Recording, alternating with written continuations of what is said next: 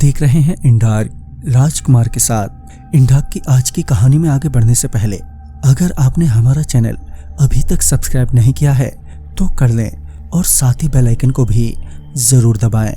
दोस्तों, अगर आपके पास भी ऐसी ही कोई कहानियां हैं तो हमारे साथ जरूर शेयर करें। हमारे इंस्टाग्राम आईडी पर इंस्टाग्राम आईडी है network_33, जिसका लिंक नीचे डिस्क्रिप्शन बॉक्स में दिया गया है। तो चलिए बढ़ते हैं आज की कहानी की ओर। उस दिन मैं भीगते हुए काम पर से घर लौटा, मगर अभी भी बारिश थमी नहीं थी और चारों तरफ अंधेरा सा छाया हुआ था। आसमान में घने बादलों के साथ बिजली ताबड़तोड़ चमक रही थी, जिस वजह से मेरी आंखें चौंधिया गई थी। खैर, घर में घुसते ही मैं पहले तो फ्रेश हुआ और एक कप चाय बनाकर पीने लगा। मैं अब चाय की चुस्कियां लिए खिड़की के बाहर देख ही रहा था कि मेरी नज़र सामने एक बच्चे पर पड़ी जो बारिश में भीग रहा था। वो बच्चा मेरी ओर ही देख रहा था। ऐसा लग रहा था मानो वो मुझसे कुछ कहना चाहता हो। उस बच्चे को इस तरह से देख मेरा दिल पिघल गया और मुझसे रहा नहीं गया और मैंने उसे बुलाने का इशारा किया तो वो धीरे धीरे सरकने लगा, यानी कि वो चल नहीं पा रहा था। मैंने चाय का कप वहीं खिड़की पर ही छोड़ दिया और सीधा भागकर उस बच्चे के पास पहुंचा तो मैंने देखा कि उसकी एक टांग नहीं है। ये देखकर मैंने जल्दी से उसे गोद में उठा लिया और भीतर ले आया। वो ठंड से कपकपाए जा रहा था और उसकी आंखों से आंसू बह रहे थे। मैंने पहले तो उसे जल्दी से पोंछा और कुछ कपड़े पहनने के लिए दिए। तभी मैंने उसे चुप कराते हुए पूछा, कौन हो तुम?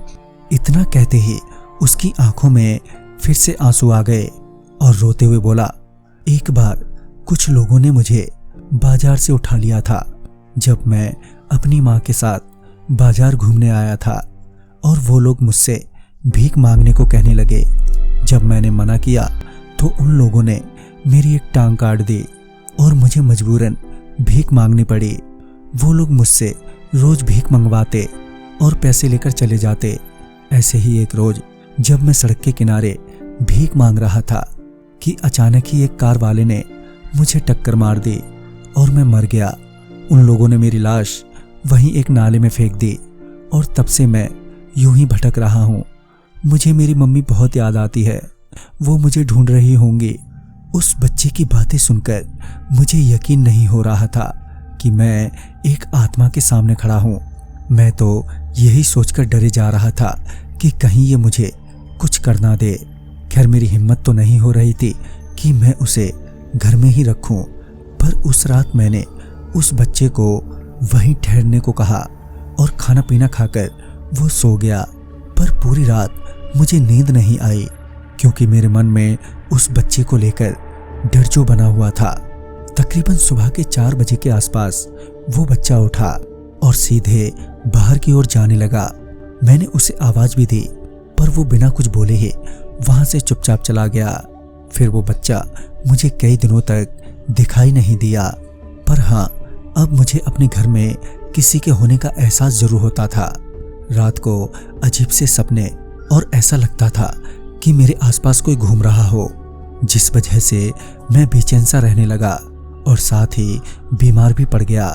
फिर कुछ महीनों बाद मैंने वो घर खाली ही कर दिया और कहीं दूसरी जगह मैं शिफ्ट हो गया। फिर धीरे धीरे करके सब नॉर्मल होता चला गया। पर जो कुछ भी था, उस बच्चे की दर्दनाक कहानी सुनकर मुझे आज भी रोना आता है। तो दोस्तों, इस कहानी में बस इतना ही। कहानी आपको पसंद आई हो तो लाइक शेयर करें और साथ ही हमें कमेंट बॉक्स में जरूर बताएं। तो मैं आपका दोस्त राजकुमार जल्द ही मिलूंगा ऐसी ही एक नई कहानी के साथ। तब तक के लिए बाय एंड टेक केयर।